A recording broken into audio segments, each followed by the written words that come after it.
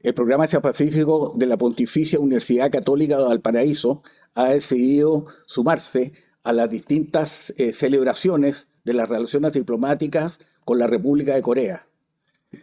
Para esta oportunidad hemos creado un programa variado.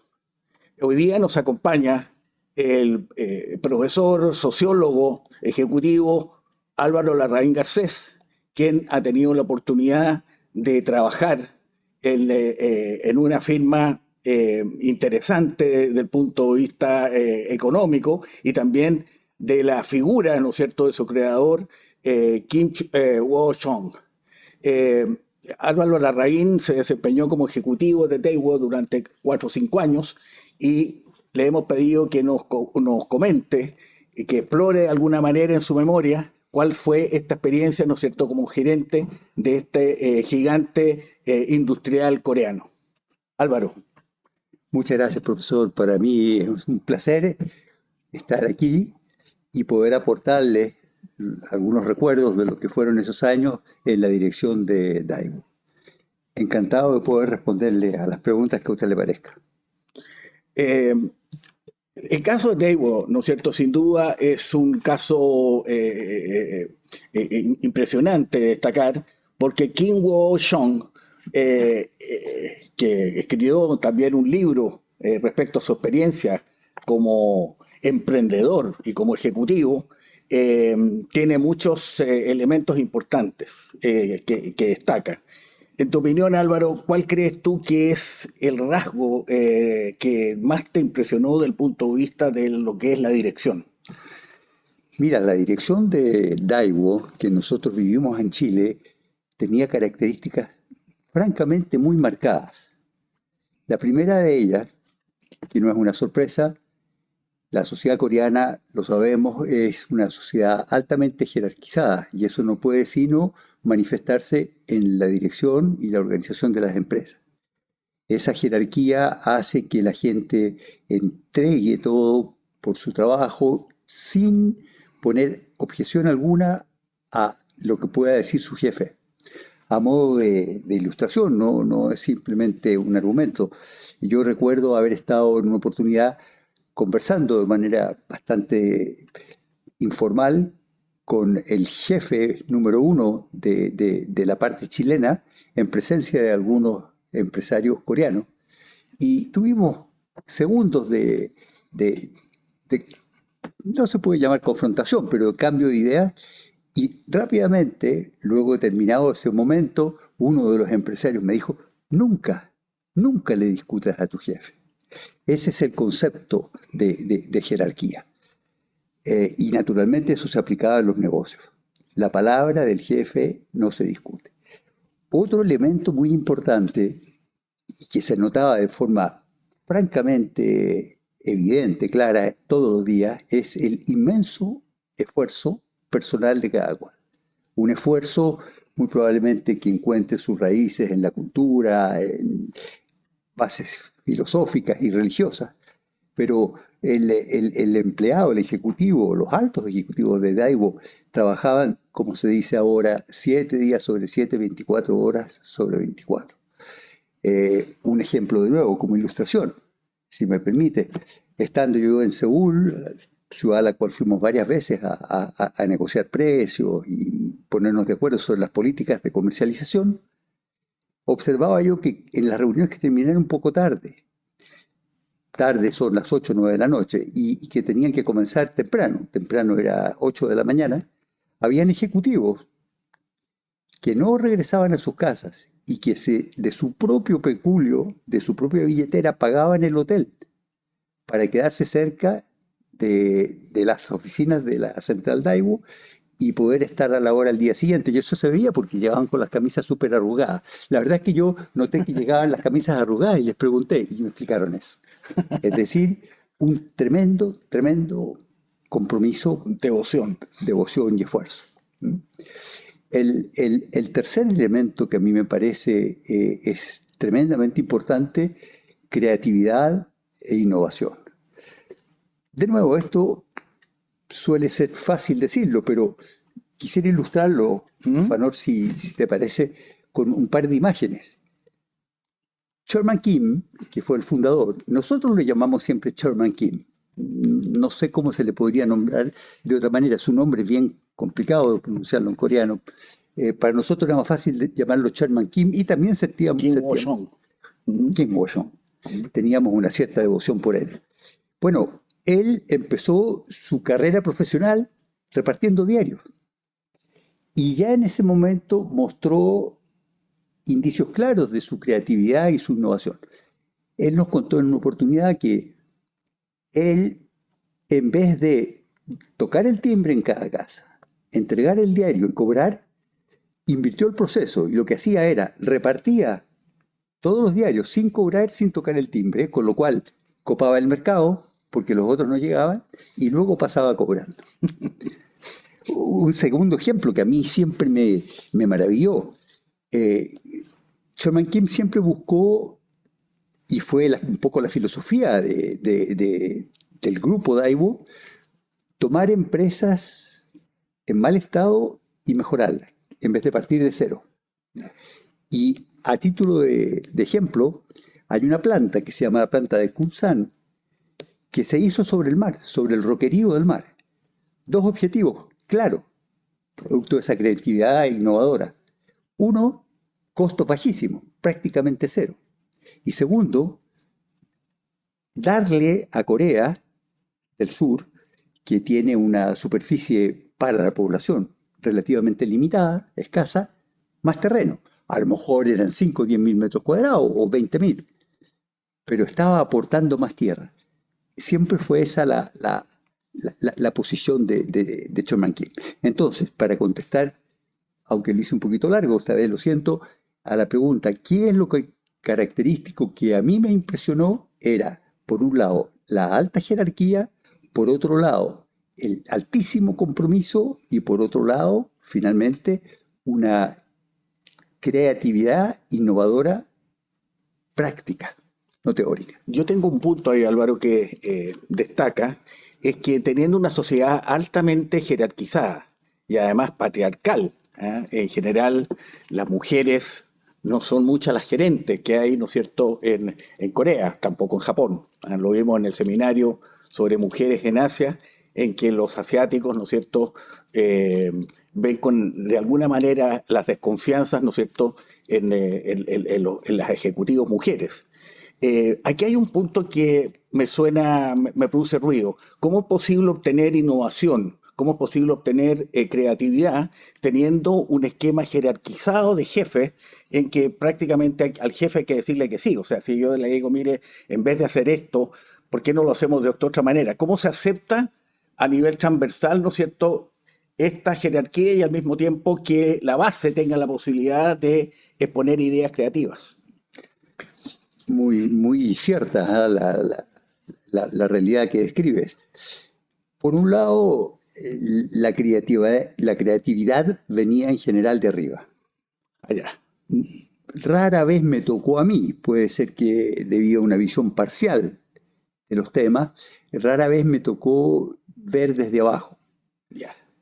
El tema de la mujer, que es muy cierto, es abordado incluso en este libro, en que Sherman Kim le dice, estamos en los años 80, es decir, no estamos hoy. Que el discurso de ese entonces no es aplicable hoy día, pero le dice a las mujeres coreanas, le dice, ustedes tienen que considerar que el paso por la empresa no es una etapa, una estación en el camino hacia el terminal, que es el matrimonio.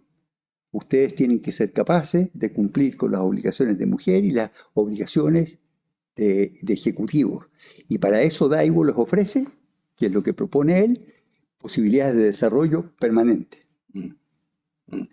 Pero el tema de la innovación nuevamente, o sea, Corea se posicionó en muy pocos años como un gran gigante industrial. Era una sociedad totalmente agraria, de una pobreza impresionante, y de repente se convierte en el 10º país más rico del mundo. ¿A qué se atribuye justamente con este caso, con este gerente, a qué se atribuye justamente este milagro? El milagro de alguna manera tiene una mezcolanza política. Y ahí me gustaría que te refirieras a los chatbots. Bueno, mira, la percepción que yo tengo es que luego de la guerra de Corea, que terminó el 53, 54, ambos países estaban en muy mal estado y hubo un periodo de tiempo de inestabilidad social, de baja producción económica. eh, había poco, ¿ah? No había una infraestructura industrial, ni una organización comercial, ni financiera sólida. En los años 60, un general, que luego fue presidente y luego, lamentablemente para él, fue asesinado, estuvo al origen del modelo de negocio, por decirlo así, de Corea.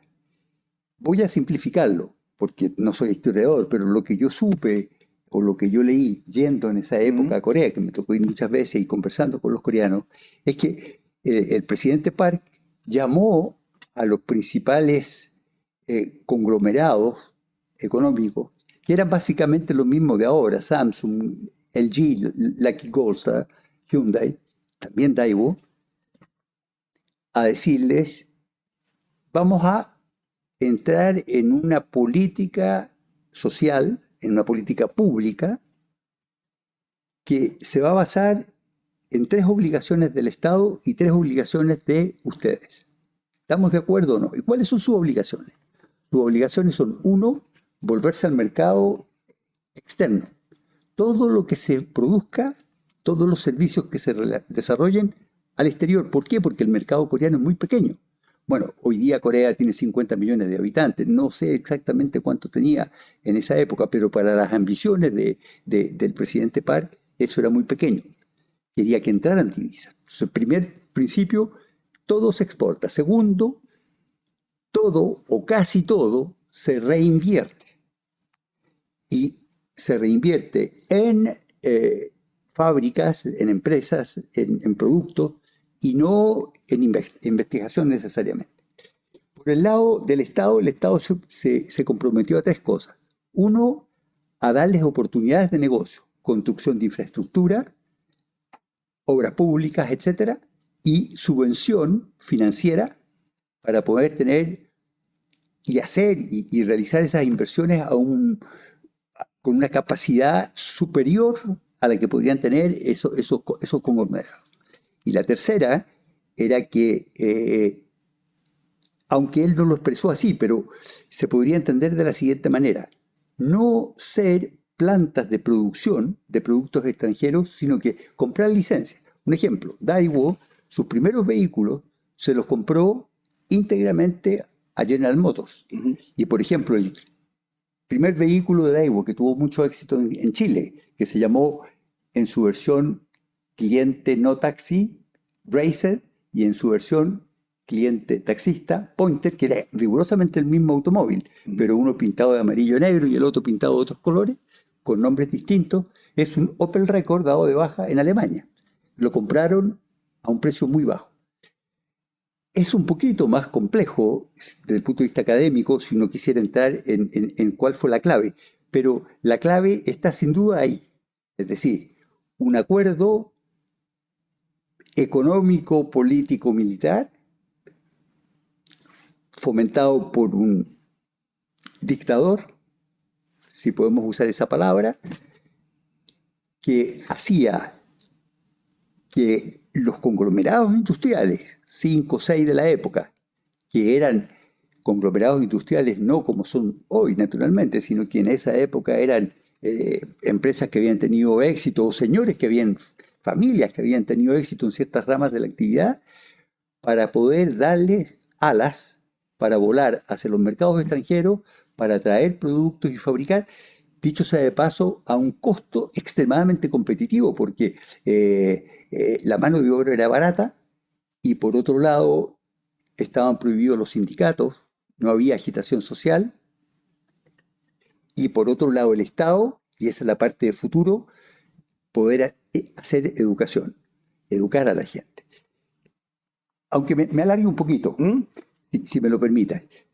Cuando uno iba a Seúl en esos años, estoy hablando de los años finales de los 90, comienzos de los 2000, la gente que hacía las labores más básicas, barrido, limpieza, etcétera, eran todas personas de más de 60 años.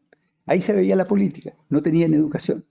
En cambio, todos los que tenían capacidad de decisión eran ejecutivos con máster, con doctorado, que se habían formado. ¿Mm? Eso yo creo es la clave, o parte de la clave del que se llamó el milagro del río Han. El milagro del río Han entonces está de alguna manera estructurado en un eje político con un gobierno autoritario que le permite, ¿no es cierto?, tener un surplus, o sea, un excedente productivo importante, dado que los excedentes, dado que el factor productivo del trabajo es barato. O sea, no hay sindicatos, ¿no es cierto?, no hay huelga, no hay ningún tipo de turbulencia. Entonces, logró, ¿no es cierto?, este modelo tener un aporte importante de lo que es la creación de excedentes y esos excedentes volverlos a invertir.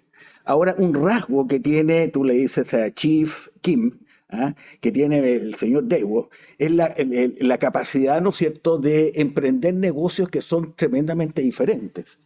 ¿Te puedes referir a ese punto? Estuvo en construcción, bueno, vendió diario, estuvo en las empresas textiles, de cual fue contador, auditor. O sea, el hombre entendía lo que era producir plata, ¿m? En distintos campos. Infraestructura en Irán, construcciones en otros países. eh, Así es. ¿Ah? Así es. Bueno, Chairman Kim, Tú le dices Chairman Kim, pero Chairman Kim lo llamamos siempre. el chairman, porque era el jefe, el ejecutivo. ¿Eh? El presidente, El presidente. del Consejo de Administración y además dueño, ¿ah? Ya. Porque yo esa parte la conozco menos bien, no creo que nadie la conozca muy bien, pero claro, él tenía el control económico de su grupo. Él desarrolló un grupo a partir efectivamente de una pequeña sociedad textil, reuniendo amigos. Él se educó en una destacada universidad como ingeniero comercial en Seúl, y su red de contactos le permitió montar una empresa cuyo capital debe haber tenido 10 o 20 mil dólares en sus primeros momentos. Ahora, parte del contrato también con el presidente Kim era que el gobierno pedía ciertas actividades a ser realizadas por los conglomerados o chaebols. Incluso, por ejemplo, aunque esto no es muy conocido, pero Daewoo fue un conglomerado que incursionó en la industria de armas, de armamento mediano, y lo utilizó a petición del gobierno, lo hizo. Pero las grandes áreas de trabajo, en general de los coreanos y en particular de Daewoo, son: uno, automóviles; dos, astilleros; tres, Buques. electrónica, astilleros, buques; tres, electrónica, pero no la electrónica que conocemos hoy, cuarta revolución industrial, digital, ¿ah?, sino que más bien electrodomésticos, ese tipo de cosas. Igual hoy día sí existe, pero estamos hablando de hace unos cuantos años atrás. Hoy día existe Samsung, que es uno de los grandes líderes mundiales en telefonía móvil. Luego tenían turismo. Él representaba a empresas extranjeras con los hoteles, no diré el nombre para no hacer publicidad, y también tenían actividades financieras. Esas eran básicamente las 5 grandes actividades. Tenían un banco. Tenían un banco, exacto. Ahora, el cómo se fue desarrollando esto es muy producto de la mentalidad de Chairman Kim. Ese espíritu de esfuerzo a todo costo, es decir, el individuo no cuenta, cuenta el grupo. La idea de Chairman Kim es que su generación, la de los años 30, tenía que preparar la generación siguiente, la que nació en los 50 y 60, para convertirse una generación más tarde, es decir, lo que hoy llamamos, entre comillas, millennials, en líderes de negocios en un mundo globalizado. Y es lo que está pasando. Se estima que Corea va a ser uno de los líderes a mediados del siglo XXI, de los 10 más importantes, hoy ya es la 10ª economía en PIB industrial del mundo. Uno de los líderes en la dirección de los negocios globales. Esa era la visión que tenía. Entonces, ¿cómo construyó esto? Con esa especie de pasión, no mesiánica, porque él tenía las ideas muy claras, en el sentido de que es más bien un conservador desde el punto de vista sociológico, de la organización social y de la sociedad. Pero es un tipo que veía en el tiempo para él era algo extremadamente importante y eso me tocó verlo a mí. Yo tuve la suerte de estar varias veces con él, no tanto en conversaciones, porque con él no negociábamos. Él estaba muy alto en realidad para negociar, negociábamos con su segundo o tercer nivel. Negociar, digo, precios de compras de automóviles y esas cosas. Sino que más bien conversando, era un tipo muy parco, reflexionaba mucho. Era, digo, porque él vivió entre el año 36 y el 2019, si no me 19. equivoco. Pero con una voluntad. El título de este libro, que mostraba el profesor hace un instante, dice mucho de su personalidad. Dice, el mundo es tuyo, sí, pero te lo tienes que ganar. Es decir, nadie te lo va a regalar. Y lo que hizo él fue seguir esta filosofía y construir un imperio que llegó a ser el segundo grupo industrial más importante de Corea. Aquí hay una cita interesante sobre, ¿no es cierto?, esta devoción, esta necesidad de ganar. Las personas tienen derechos, pero también tienen obligaciones. Y una obligación de ellos es una obligación ética, la parte esa. Dice, una frase, un párrafo corto. Hoy en día a los jóvenes les disgusta el término sacrificio. En esta tendencia influyen el individualismo occidental y una atmósfera social que demanda una mejor vida de inmediata. Naturalmente sí, no está de acuerdo con ese punto de vista. la inmediatez que tiene justamente esta filosofía de tener un éxito casi instantáneo, de una generación que quiere todo ya, contrasta justamente con esta necesidad de tener una gran devoción al trabajo, una ética laboral y un sentido que tiene la vida para cada persona. Eh, ¿Tú podrías contar alguna anécdota? Estás refiriéndote de manera muy personal a este señor que era tan parco, que hablaba muy poco, pero algún otro rasgo que te haya tocado verlo. Sí, quizás relacionada con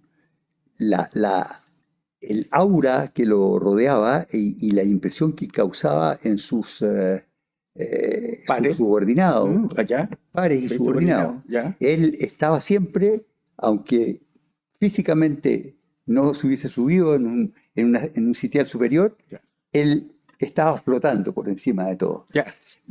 Puedo dar un ejemplo bien trivial, real. En una ocasión estuvimos negociando el director ejecutivo chileno y yo como gerente general de la empresa chilena, 2 o 3 días con los encargados de Corea, de Daewoo, del país y de Chile y de Sudamérica. Y teníamos bastantes problemas para llegar a acuerdo. Al final siempre llegábamos a acuerdo.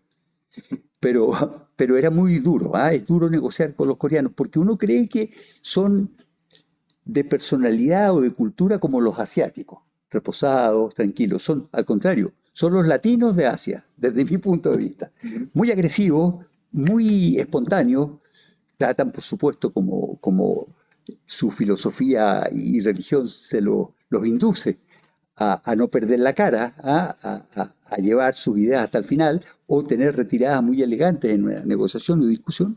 Pero bueno, estuvimos negociando y la verdad es que llegamos a un punto muerto y fuimos excepcionalmente a pedir la mediación de Chairman Kim, que tenía a Chile y lo miraba con muy buenos ojos, lo tenía como su modelo de concesionario por los resultados que habíamos obtenido en Chile.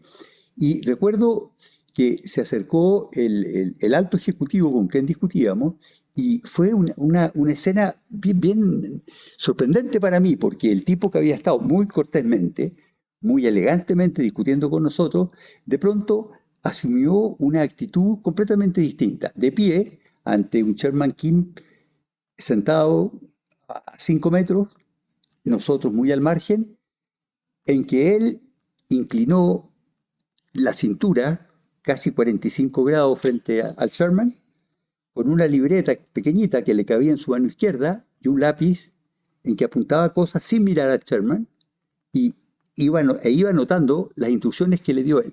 No sabemos realmente qué es lo que le dijo porque hablaron en coreano, pero el hecho es que se destapó la negociación, se rompió la barrera en la cual estábamos tropezando y volvimos a Chile muy contentos y yo creo que se quedaron también muy contentos por los negocios que iban a seguir haciendo a partir de ahora.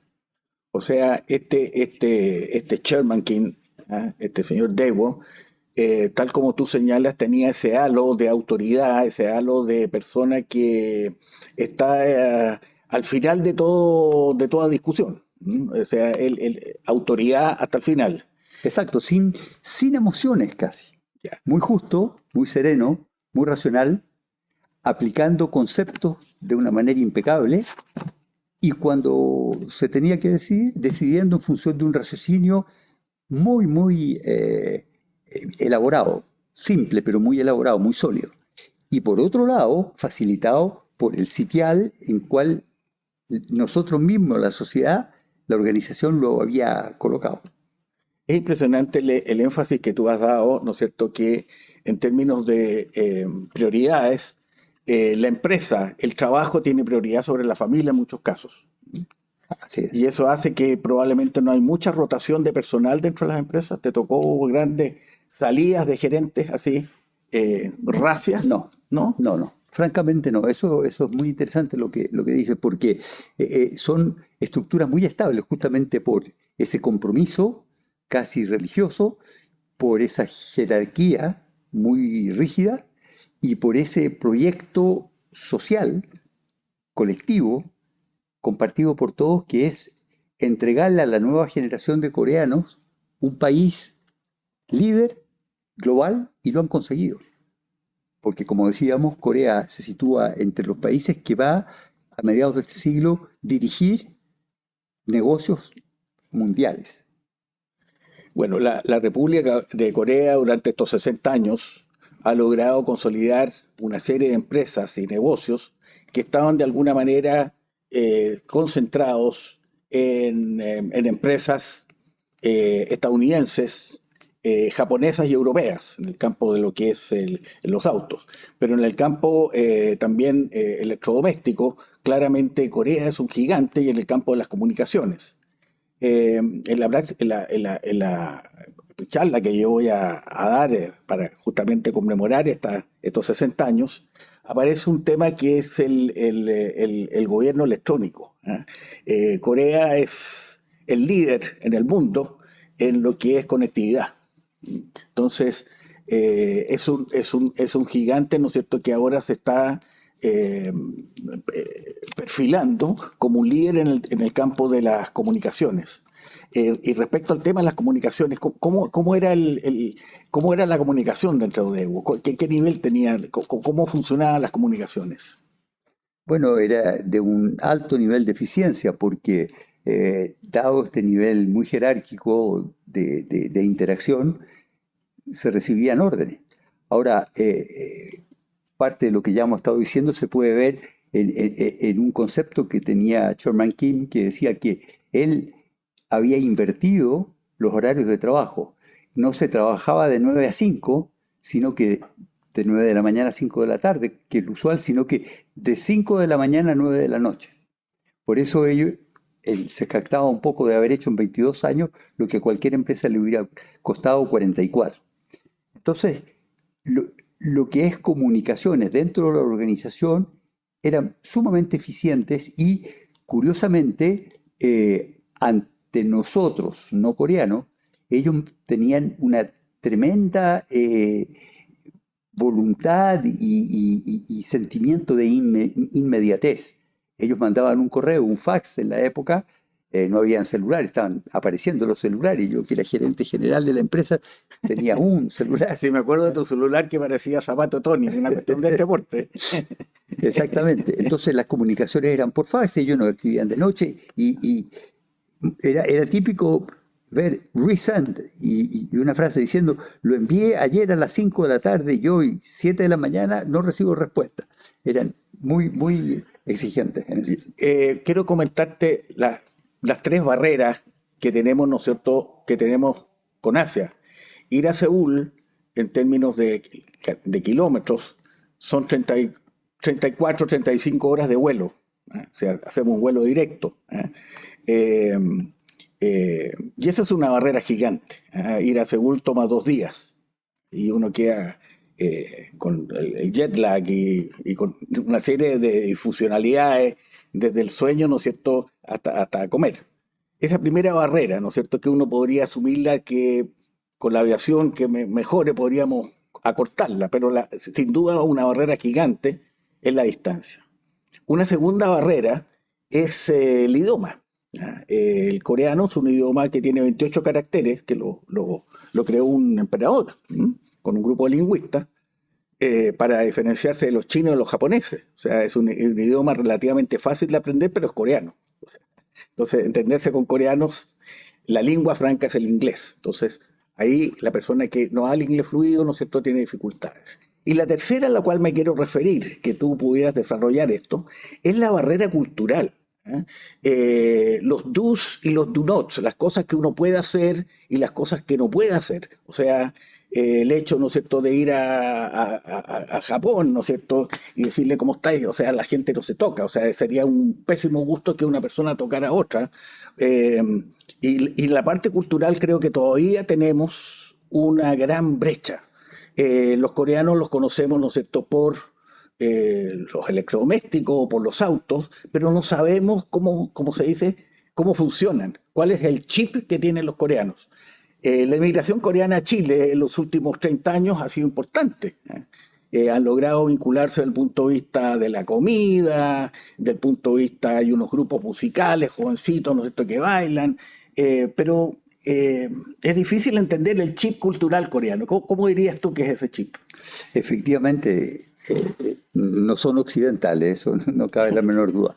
Sin embargo, yo decía hace un ratito, el prejuicio con que uno llega cuando va a Asia por primera vez, que el asiático es alguien reservado, sereno, tranquilo, muy firme en sus convicciones y que decide luego de una muy objetiva reflexión.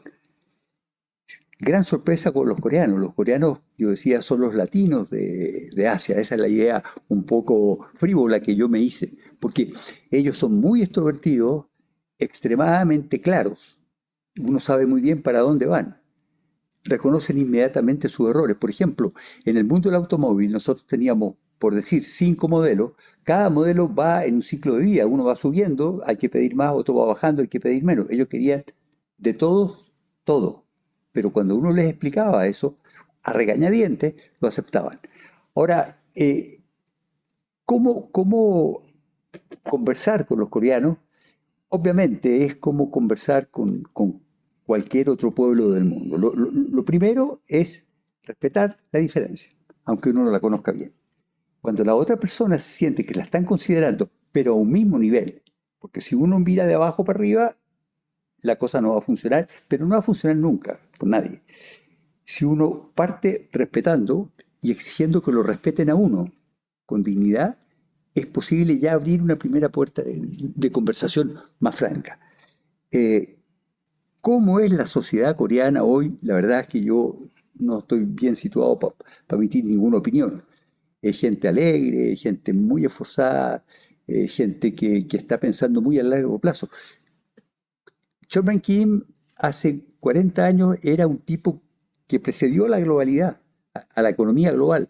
Él tenía, pero intencionalmente, no casualmente, fábricas que compró barato en Polonia, en República Checa y muchos otros países. Tenía esa visión del mercado global. Estaba pensando en una juventud, una nueva generación que iba a ser líder en un mercado global.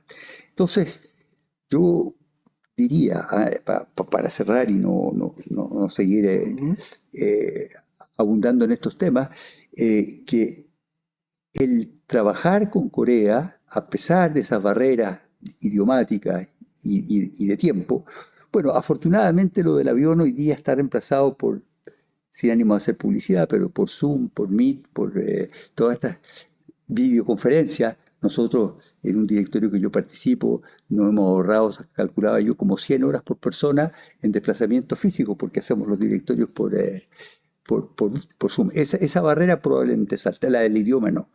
Pero ellos hacen muchos esfuerzos por hablar inglés. Yo recuerdo simplemente que yo hice un discurso al 5.º de Daiwo en Chile y después me contó el subgerente coreano de nuestra empresa que uno de los invitados que había venido especialmente de Seúl tomó nota de todo lo que yo dije, no porque yo hubiera dicho cosas muy excepcionales, sino que simplemente porque era su contraparte.